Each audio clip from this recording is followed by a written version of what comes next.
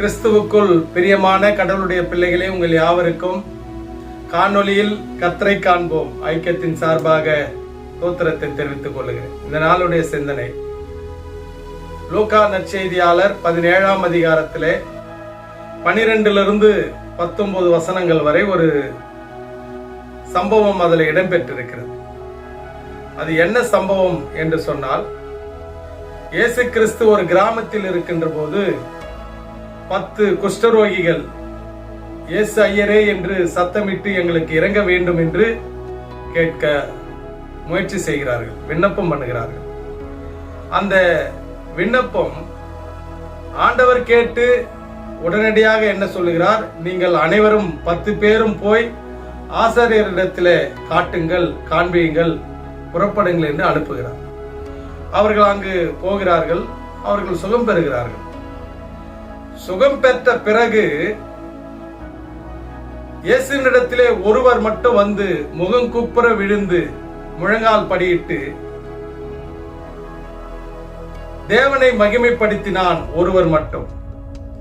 இயேசு கிறிஸ்து அந்த நபரை பார்த்து கேட்கிறார், சுகம் பெற்றவர்கள் 10 பேர் அல்லவா, 9 பேர் எங்கே? நீ மட்டும் வந்து நன்றி செலுத்துறியாப்பா அப்படி என்று குறிப்பிடுகிறதை பார்க்கிறோம்.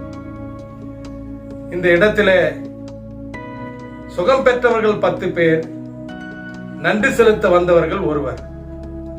இப்படிப்பட்ட நன்றி கட்ட கூட்டத்திலே அந்த 9 பேர் எப்படி நன்றி செலுத்தாத நன்றி கெட்ட கூட்டமாக இருந்தார்களோ, அதே போல பல நேரங்களிலே கிறிஸ்தவர்கள் ஆண்டவர் செய்த நன்மைகளை நன்றி கூறாமல் நன்றி கெட்டவர்களாகவே மாறிவிடுகிறார்கள். வேலை இல்லை, வருமானம் இல்லை என்று ஆண்டவரை தேடி ஜெபித்த போது, ஆண்டவர் வேலையும் வருமானத்தையும் கொடுத்த பிறகு ஆலயத்துக்கு வராமல், ஆண்டவரை தேடாமல் இருக்கிற நபர்கள் அநேகரை நாம் பார்க்க முடியும். வேலை கிடைத்தவுடன், வருமானம் கிடைத்தவுடன் ஆண்டவரை தேடாமல் நன்றி செலுத்த முடியாமல் செல்கின்ற நபர்கள் இன்றும் எப்படி 9 பேர் நன்றி கெட்ட மக்களாக இருந்தார்களோ அதே போல அநேக கிறிஸ்தவர்கள் நன்றி கெட்டவர்களாக இருக்கிறார்கள். ஆனால் கடவுளுடைய பிள்ளைகளே, இந்த 2024ஆம் ஆண்டை துவங்கி 1 மாதத்தை நிறைவு செய்திருக்கிற நாம் நன்றி செலுத்துகின்ற கூட்டத்திலே நாம் இடம்பெறுவோம். அதுதான் கடவுள் விரும்புகிறார். சோத்திர பலிகளை, நன்றிகளை, துதிகளை ஆண்டவர் நம்மிடத்திலே எதிர்பார்க்கிறார். நம்மிடத்திலே பொன்னையோ பொருளையோ அவர் எதுவுமே எதிர்பார்ப்பதில்லை.